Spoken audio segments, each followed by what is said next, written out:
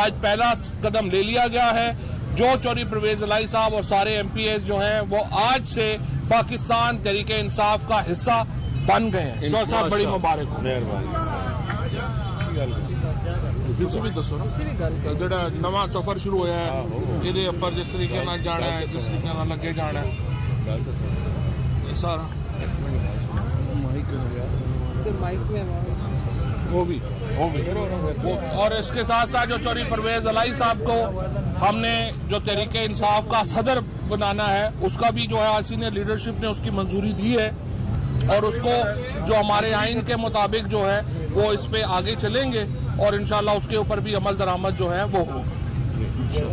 بسم اللہ الرحمن الرحیم۔ میں عمران خان صاحب کا اور ان کی ساری لیڈرشپ کا دل سے احترام بھی کرتا ہوں اور انشاءاللہ تعالی ہر مشکل وقت میں ہم نے ثابت کیا ہے کہ ہر مشکل گھڑی میں عمران خان صاحب کا اور جماعت کا اور پارٹی کا ساتھ دے کے باوجود اس کے کہ ہمارے ایک ایم پی ایز اور خواتین پر مختلف تھانوں میں پرچے بھی ہوئے ہیں لیکن ڈٹ کر عمران خان صاحب کے ساتھ کھڑے ہیں اور انشاءاللہ تعالی